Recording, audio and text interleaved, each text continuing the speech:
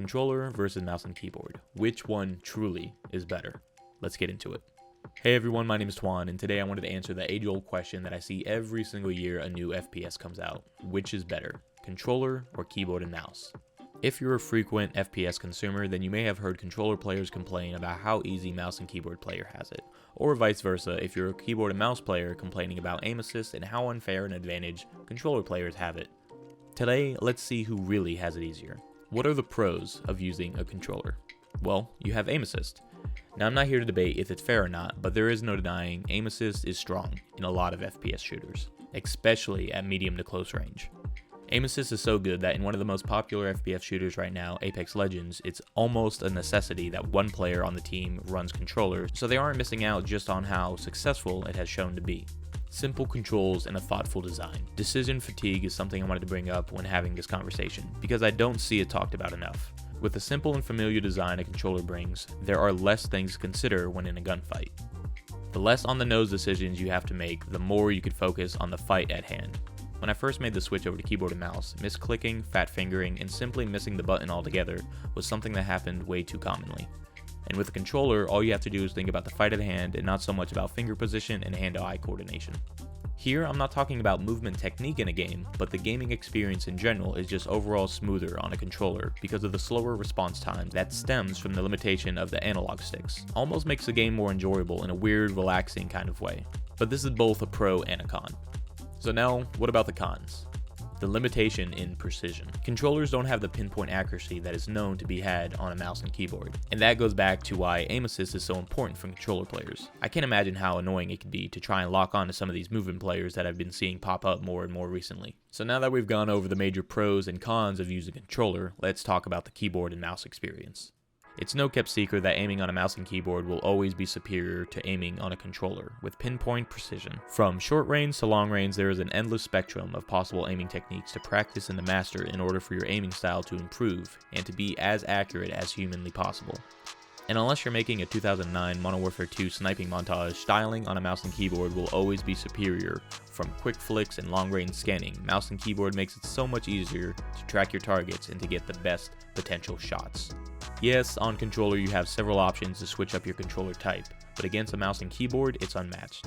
When it comes to switching around what keys do, what allowing the ultimate familiarity when it comes to FPS gaming. So much so that most competent gamers, myself included, recommend having a similar binding when it comes to all of your games, making muscle memory a key factor when it comes to winning casually and competitive gunfights. Making my earlier gripe about mouse and keyboards void when it comes to decision fatigue and quick thinking. If all your key bindings across all your games are similar, you don't have to worry about what key does what because they're all the same. On the other hand, macro binding is straight cheating. I don't care what competitive community says, if you found a third-party program that will combine several actions to one key, that is cheating. It's one thing to master movement tech and aiming accuracy in your off time, but if you have to use a macro that is several actions tied to one button, that is unarguably cheating. When I see Jimmy Twitch TV hit the dirtiest off-the-wall wall bounce into bunny hop movement shenanigans, I am 1,000 times more impressed to know he practiced something that gives him an insane advantage than to know he just used several macro keys into one. That's cheating. Stop lying to yourself and everyone and go and practice some movement tech. Speaking about movement tech, the next is movement tech. God, the movement tech, the nightmares. In the last couple of years, movement players have become the new phenomenon in FPS community. It's not enough to just be good with your aim anymore. If your movement isn't accounted for in a game, then you're not winning against these new players. That being said, if you do run into these players, approach with caution, because this is truly the most unfair advantage that I can think of when it comes to comparing controller versus mouse and keyboard, because I don't even know what to say about these people. They truly are a different breed. So what are the cons of using a mouse and keyboard? There is a steep learning curve. You can't just pick up a mouse and keyboard and be naturally good. It's going to take some time to get familiar with all the bindings and potential configurations. And aiming on a mouse without any assistance is a lot to take in for beginners. You're going to have to put in some hours to begin to feel like you're making any progress.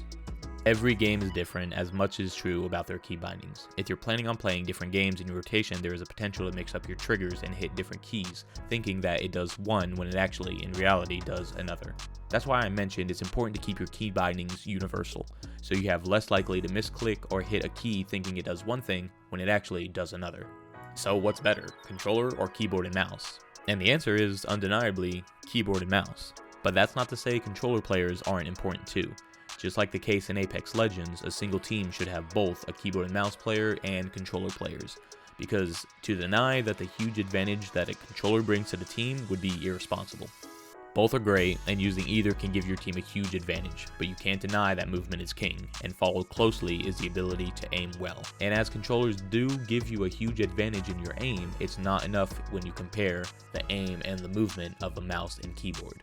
The mouse and keyboard just gives you the best of both. Amazing aim from close quarters all the way to long range scanning, on top of having an infinite possibility of movement options when it comes to taking a fight.